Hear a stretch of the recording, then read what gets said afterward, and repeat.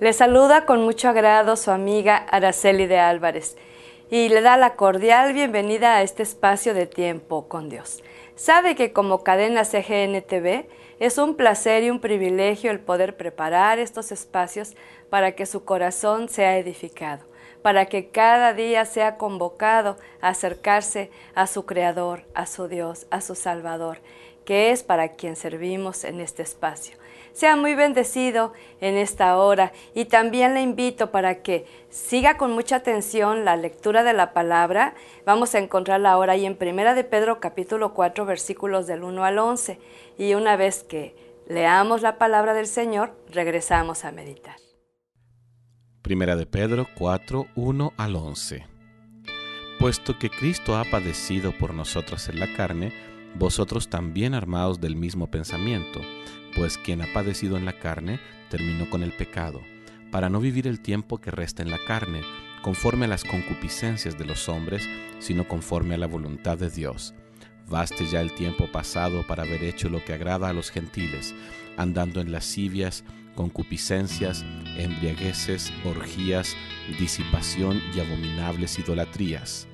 A estos les parece cosa extraña que vosotros no corráis con ellos en el mismo desenfreno de disolución y os ultrajan. Pero ellos darán cuenta al que está preparado para juzgar a los vivos y a los muertos. Porque por esto también ha sido predicado el Evangelio a los muertos, para que sean juzgados en carne según los hombres, pero vivan en espíritu según Dios. Mas el fin de todas las cosas se acerca. Sed, pues, sobrios y velad en oración. Y ante todo tened entre vosotros ferviente amor, porque el amor cubrirá multitud de pecados. Hospedaos los unos a los otros sin murmuraciones.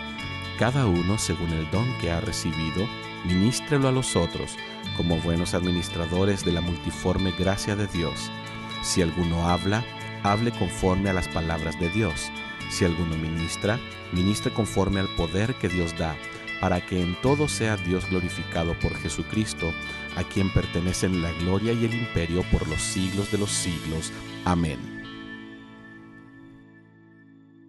Fíjese que algo que me impacta mucho de las cartas del apóstol Pedro, que han sido un deleite en medio de esta jornada de devoción a Dios, encontrar estas cartas me impacta de un hombre rudo, un hombre violento, un hombre temperamental, cómo ese encuentro y ese caminar con Jesucristo va transformando ese corazón. Y si usted que ha estado siguiendo estas cartas de Primera de Pedro, más adelante vamos a ver Segunda de Pedro, vamos a encontrar un tinte diferente en su expresión, que si bien dice la verdad y lo dice con firmeza, pero también él lo dice con una ternura con la cual Dios le invadió su corazón. Ahora, algo importante, cuando usted vea estas cartas, es un caminar constante con Dios. Hay gente que dice, yo me encontré con Jesucristo, inmediatamente me cambió al 100% en ese encuentro. Mire, yo no dudo que le pueda pasar a alguien, pero la mayoría de las personas que nos encontramos con Jesucristo, necesitamos aprender a caminar con Él. De hecho, ahí en el verso 1 de este capítulo 4, dice que nos identifiquemos con los sufrimientos que Jesucristo padeció. Fíjese, y que nos armemos de este pensamiento. Y esto quiere decir que cuando tú y yo pasamos por diferentes pruebas, necesitamos estar armados con el pensamiento que tuvo Jesús al enfrentar las pruebas y los sufrimientos. ¿Sabe cuál fue el pensamiento que le sostuvo a él? La fe, la confianza y la dependencia completa en su Padre, en medio de esa situación difícil por la que él estuvo atravesando vez tras vez, igual nosotros. Y arrancando con este capítulo 4 de esta manera, yo le quiero dejar en su corazón que cada vez, y si ahorita está pasando por una prueba difícil, ármese de este pensamiento. ¿Qué hacía Jesús para poder soportar el sufrimiento? Y mire, que él los padeció hasta el extremo, aún sin pecado y aún que no se hubiese equivocado. Cuánto más nosotros, que son muchas veces los padecimientos que tenemos resultado del pecado o de las malas decisiones. Y vamos a encontrar un poquito más adelante una palabra de exhortación que nos cae muy bien meditar en esto. Acuérdese que no es un estudio, es una meditación, es un masticar la palabra, es un tomar esos nutrientes, es un degustar esa palabra que nos puede hacer un bien a nuestra vida. Y dice que ya estuvo, ya basta de estar viviendo en las concupiscencias, que quiere decir los deseos de la carne, ¿sí? Y fíjese que le está hablando a creyentes, no le está hablando al incrédulo.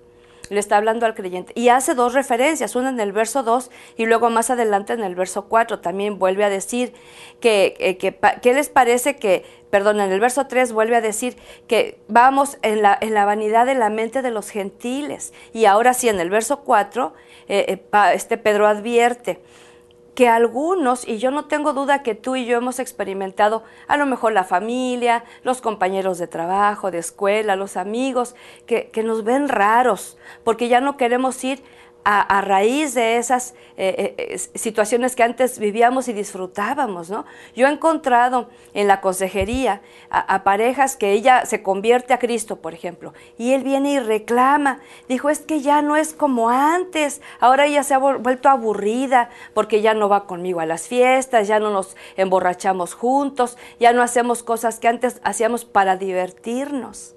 Y a él muchas veces le resulta, o viceversa, a veces es él el que se convierte y a ella le parece extraño. Y dice, antes hacíamos esto, les parece extraño, pero ¿por qué ya no hacemos o no debemos hacer esas cosas siguiendo los deseos de la carne? Pues precisamente porque el Señor Jesucristo ha venido haciendo una transformación, un cambio para cosas buenas. Entonces sí dice que nosotros hagamos la voluntad de Dios, dice el verso 2. Esto es bien importante, ya no solamente dejar de hacer los deseos de la carne, que es la palabra concupiscencia, siempre que la encuentre en la Escritura, mayormente en el Nuevo Testamento, habla del deseo de la carne. Y vemos mucho en el mundo, ¿te gusta? Tómalo. ¿Te hace feliz? Haz lo tuyo. ¿Te deleita? Es para ti. No necesariamente. Y lo que sí dice Pedro, que tenemos que caminar en la voluntad del Señor, con la confianza de que el Señor ha de juzgar a los vivos y a los muertos, y entonces Él es el que va a pasar a juicio a la gente, no nosotros. Un poquito más adelante encontramos una clara exhortación también ahora, ya no solamente a dejar lo malo, sino a hacer lo bueno, y empieza diciendo, sean sobrios y velen en oración. Y cuando está hablando de la sobriedad, está hablando de libres de todo tipo de adicción. Cualquier tipo de adicción que nosotros lleguemos a tener todavía en nuestra vida nos hace esclavos de eso. Y una persona que es adicta pues al alcohol o a las drogas, a algún tipo de medicamentos, aún a la cafeína y ese tipo de cosas, difícilmente va a estar atento velando en oración, porque si le falta su droga, entonces va a interrumpir esa velada para poder ir a surtir esto.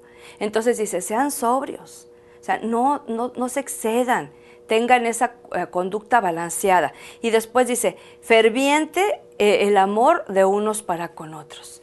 Y fíjese que la única manera que podamos nosotros aplicar en amarnos en medio del pueblo de Dios es con el amor de Cristo, porque la verdad es que llega la gente a la iglesia con el resultado del pecado en sus vidas, y a veces llega gente fea de carácter, fea, difícil de trato, a veces un tanto insoportable, porque puede ser que traiga ese resultado y no nos es agradable, pero cuando Dios nos ha filtrado ese amor suyo, entonces podemos amarles con ese amor que Dios nos ha dado. Ferviente amor, de ese amor que esté fluyendo de una manera muy especial, y seamos instrumentos de Dios. En aquel tiempo hablaba de hospedarse, ¿verdad?, unos a otros. En el Medio Oriente de aquel tiempo era muy común. No había hoteles, no había hosterías como ahora. Entonces la gente, a veces familiares, a veces no familiares, venían pidiendo hospedaje en las casas, y la gente tenía esa cultura de entonces. Yo ahora veo que con todos los hoteles y toda la infraestructura turística, es rara la persona que hospeda.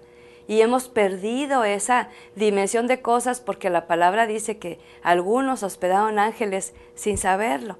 Y en muchas ocasiones podemos tener esa experiencia de hospedar a alguien y bendecir su vida de una manera muy especial. Y después dice, según el don que cada uno haya recibido, ahí adelante, ¿verdad?, en el verso 11 dice, según el don que cada uno haya recibido, ministre a los otros, sirva a los otros, es lo que significa ministrar. Y fíjate algo muy interesante. Dice Dios, según la capacidad que te doy, ese es un don, es algo de la gracia. No está diciendo según tus fuerzas, según tu profesión, según tu economía, no. Está diciendo según la capacidad espiritual, sobrenatural, divina que te doy, sirve a los demás. Por eso no cuesta trabajo servir al Señor cuando uno descubre sus dones y los pone al servicio de Él. ¿Y cuál es el propósito de esos dones? Por cierto, ¿conoces tus dones espirituales? Porque a veces hacemos cosas que nos son pesadas porque no es nuestra capacidad que Dios nos ha dado. Y ahora podemos encontrar que Él nos da un don para que lo administremos bien. Ahora, el don, fíjate bien, nunca debe apuntar a exaltar a la persona que sirve, a la que ministra, jamás. Cuando nosotros empezamos o a permitir que nos exalten o nosotros exaltamos a alguien que tiene un don maravilloso, estamos cayendo en idolatría. El don tiene dos propósitos. Uno, la primera, darle la gloria al Señor porque Él es el que provoca esta bendición especial. Y segunda, edificar el cuerpo de Cristo. Y esto debe ser constante en nuestra vida, en nuestro corazón. Si no tienes descubierto tu don, es importante que le pidas al Señor en oración, muéstrame cuál es, porque si no lo sabes, vas a estar haciendo un servicio que Dios no te ha llamado. Y cuando tienes ese don, de veras, hazlo morir a tu carne para que pueda fluir en el Espíritu y pueda servir al Señor de esa manera. ¿No te parece interesante, hermoso, cómo el Señor usa ahora a Pedro con esta instrucción tan bella, palabras de esperanza, de aliento, de exhortación en amor? Lo mismo tú y yo tenemos que hacer este día. Ora conmigo y si ya tienes ese don, dale gracias al Señor por él. Y si no, se lo pedimos. Amado Señor, te damos muchas gracias, Padre, porque nos permite ser partícipes de tu naturaleza divina al descubrir esos dones, esas habilidades que en tu infinita misericordia nos concedes para capacitarnos, para servir, Señor. Pero también yo pido por aquellos que no han descubierto esta preciosa herencia que tú has dado, para que les hagas comprender qué es lo que tienes para ellos. Pero, Señor, independientemente de los dones, que podamos ser fervientes en amor, caminar sobriamente y en oración, velando, porque los tiempos requieren que estemos en constante oración.